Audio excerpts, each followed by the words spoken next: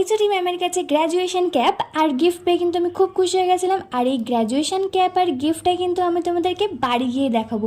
আর তোমরা ভাবছো এখানে কি হচ্ছে, এখানে ম্যামরাও ক্যাপ পরে নিয়েছিল। তারপরে কিন্তু আমরা অনেক মজা করতে করতে টিফিন চলে এলো। এখানে টিফিনের অ্যারেঞ্জও করেছিল জুনিয়ররা। তো এখানে স্যান্ডউইচ ছিল, লাড্ডু ছিল। তারপরে স্যান্ডউইচ আর লাড্ডুটা খাবার পর কিন্তু আমাদের গ্র্যাজুয়েশন কেকও কাটা হয়েছিল, তো সেখান থেকেও আমরা কেক পেয়েছি। তো গ্র্যাজুয়েশন কেকটা কিন্তু তোমাদেরকে আমি পরে দেখাচ্ছি। খাওয়া দাওয়ার পরে কিন্তু সবার সাথে এখন ফটো তোলা হচ্ছিল, কারণ এখন একটুখানি ব্রেক ছিল প্রোগ্রামের। তো আমরা সবাই মিলে ফটো তুললাম, সবাই একটু হাই হ্যালো করে দিলাম, কারণ এগুলোই মেমোরি।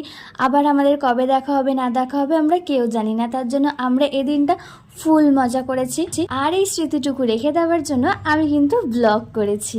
আমরা কিন্তু ক্যাপগুলো পেয়ে খুবই খুশি হয়ে গেছিলাম, কারণ এই ক্যাপগুলো কিন্তু আমাদের ইউনিভার্সিটি থেকে দেয়নি, এই ক্যাপগুলো আমাদের জুনিয়ররা আমাদের জন্য বানিয়েছে। আমরা সবাই মিলে ক্যাপ নিয়ে ফটো তোলার সেশন শেষ করার পরে তারপরে আবার শুরু হয়ে গেল নেক্সট পার্ট।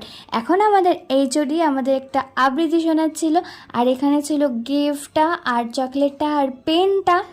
না না, একদম না, আমি তোমাদেরকে এটা একদমই দেখাবো না, এখন দেখাবো বাড়িতে গিয়ে। আর এটা ছিল আমাদের ফেয়ারওয়েল অ্যান্ড ফ্রেশার্স কেক। আমরা কিন্তু কেকের সামনেও গ্র্যাজুয়েশন ক্যাপ পরে আমরা কিন্তু আগে ফটো তুলে নিয়েছি, তারপরে কিন্তু কেক কাটাটা হয়েছিল, কারণ এই ফটোগুলোই থেকে যাবে, আমরা বুড়ি হয়ে গেল।